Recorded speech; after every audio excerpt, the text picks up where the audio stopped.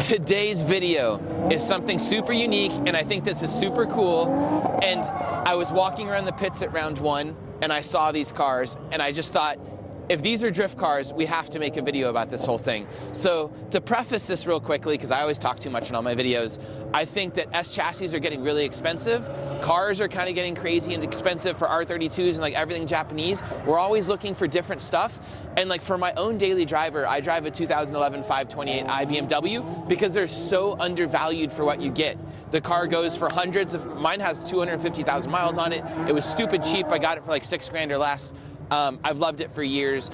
You get something so cool and much newer than the stuff we're used to and everything.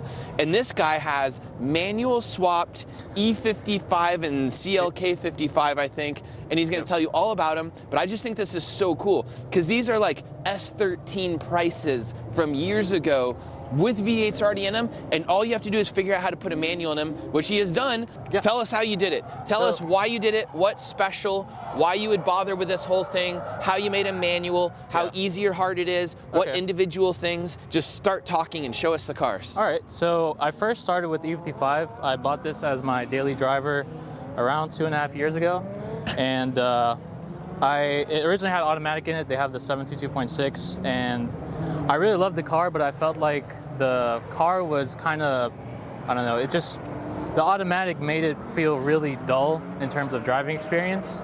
And so I was really close to actually selling the E55. This is before this was in the picture, the CLK. And one day I found a guy in California. He has a wagon version of these, and he swapped the 55 engine into one of them and manual swapped it.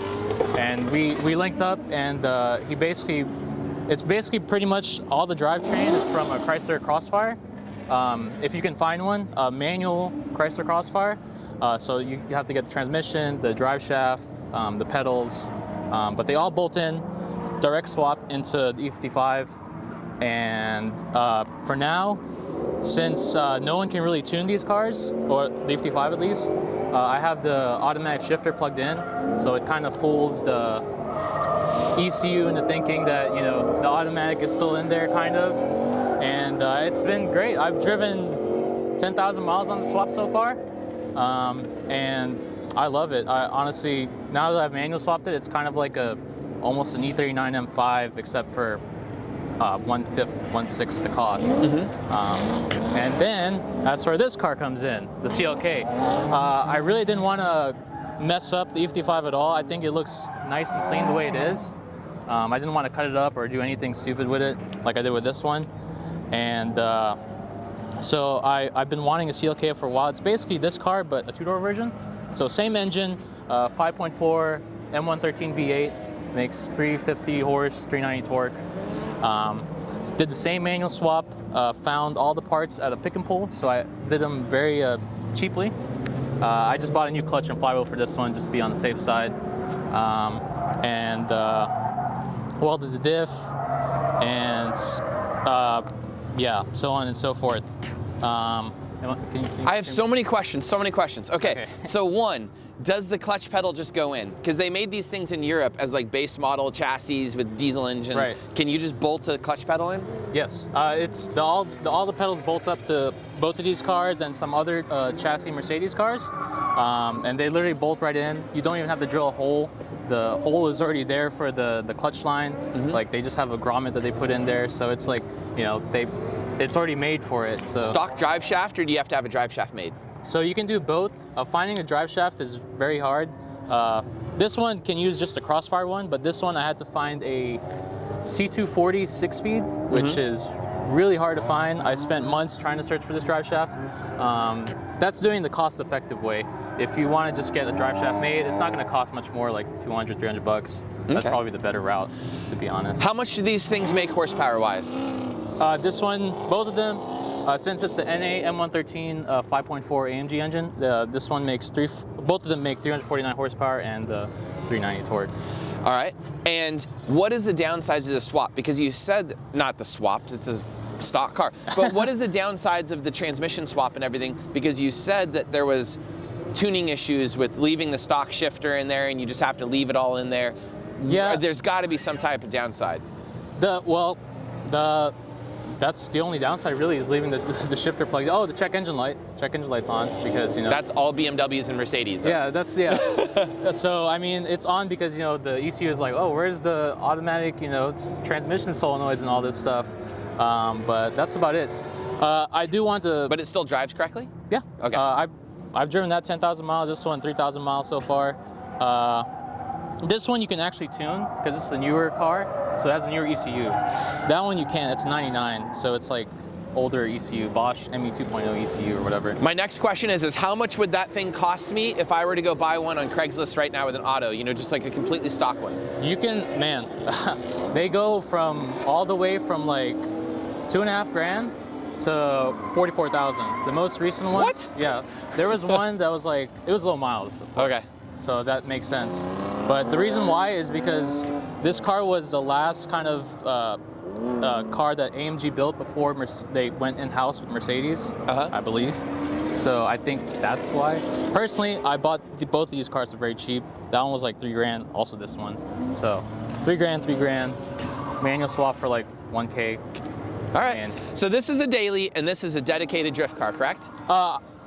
Or it's gonna be? Just gonna be all around. I just want to just have fun with it, basically. So does it have angle yet? Steering angle? No one makes kits for them. It'll have to be all custom. Well, the first thing I could say is like on my 5 Series and bigger like European cars, typically they have a lot of steering angle from the factory. Is it like this on that where they just have plenty of steering angle and you don't have to worry about it? Or is it so limited you have to deal with it immediately? I think I think it's fine for right now. I'm still, you know, I'm very much a beginner. All my experience has just been, well, I have no experience. All I've done so far is just like R Factor instead of Corsa. So, yeah.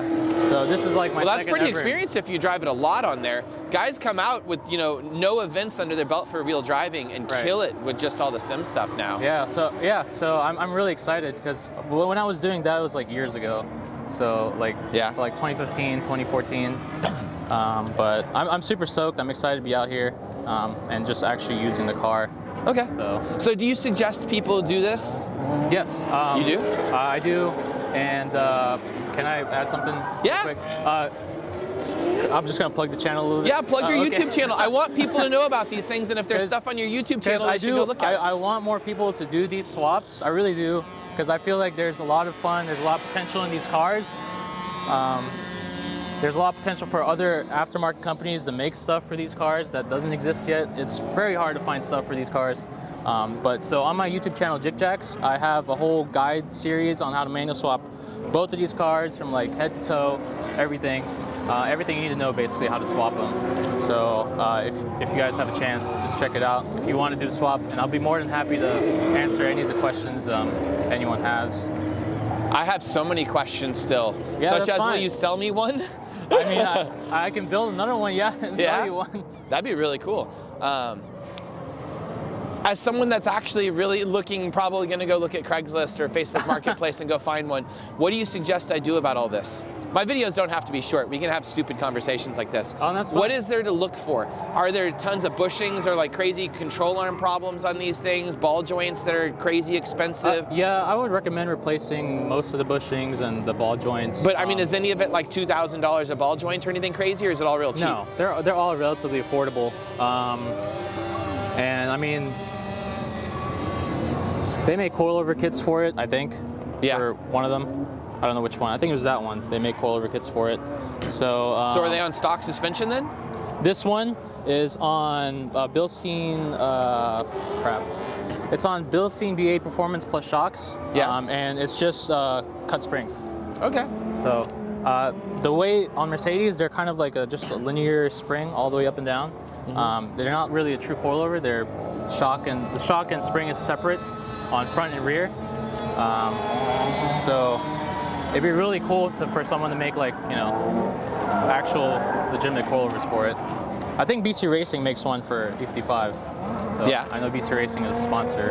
Yeah. So, will you show us around the cars real quick? Yeah. I want to show you this. I sat in this already, so I know about this.